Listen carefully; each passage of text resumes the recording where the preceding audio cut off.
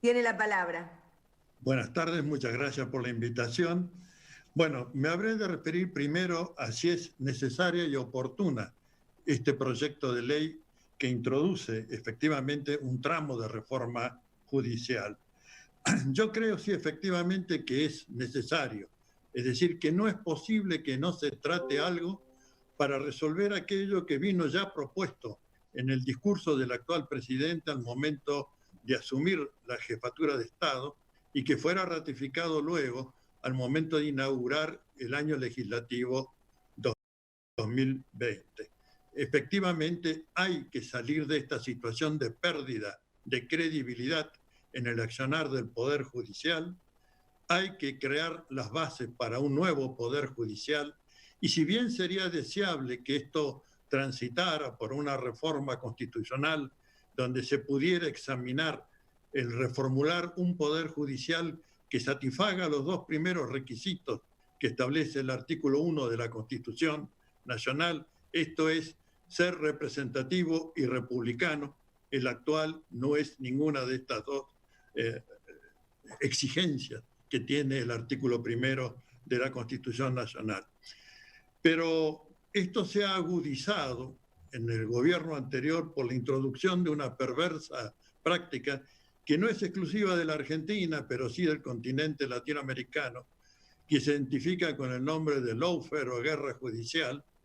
y que implica una perversión del sistema jurídico en el sentido que el mismo es implementado para la persecución y destrucción del adversario o enemigo político. Y en esta trama de esa suerte de madeja que es el lawfare,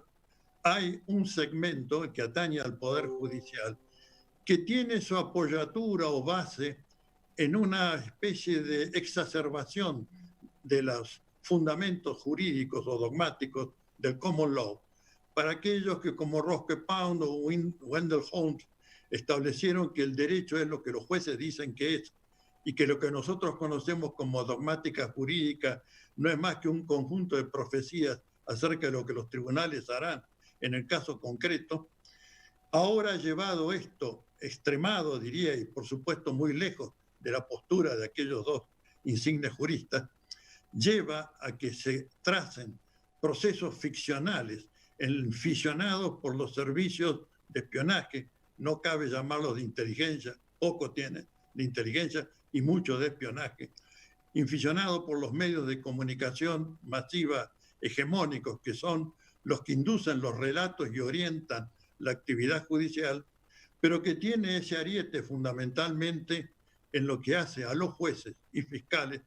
que prestan servicio al poder de turno en esta tarea de destrucción del adversario que es el lawfare, convirtiéndoleos en una especie de muertos civiles en función de estas persecuciones. Bueno, esto tiene que terminar y tiene que terminar pronto. Lamentablemente en todo este periodo, me refiero al anterior gobierno, la Corte Suprema de la Justicia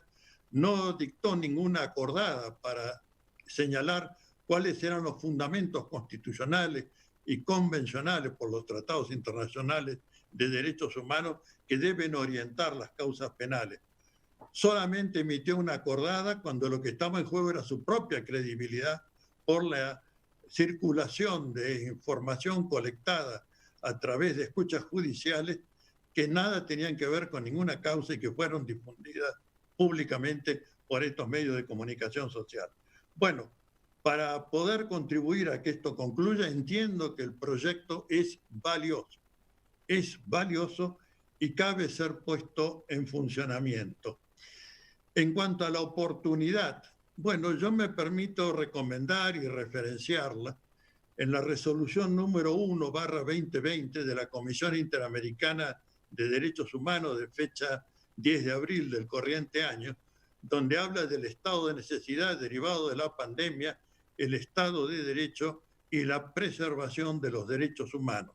Fundamentalmente señala los derechos a la vida, a la salud y a la integridad personal, y luego, cosa que destaco muy especialmente, aquellos derechos económicos, sociales, culturales y ambientales que hacen posible estos derechos de la vida, la salud y la integridad de las personas. donde está el acceso a los medicamentos, donde está el agua potable, el hábitat,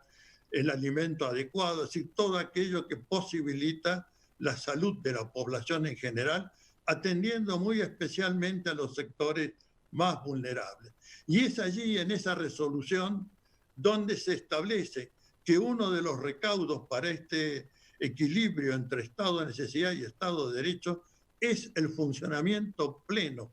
del Congreso de la Nación, el Poder Legislativo y del Poder Judicial. De modo que la manda de este órgano, de un sistema que integramos, es: hay que contar con una justicia adecuada para preservar estos valores de la vida, la salud y la integridad de las personas y la realización de los derechos económicos, sociales, culturales y ambientales. Ya no termina la nómina en culturales, ahora se agregan los ambientales, y me parece también muy propicia la incorporación que hace la Comisión Interamericana de Derechos Humanos en este documento de 23 hojas que, repito, recomiendo vivamente. Bueno, con ello creo satisfecho.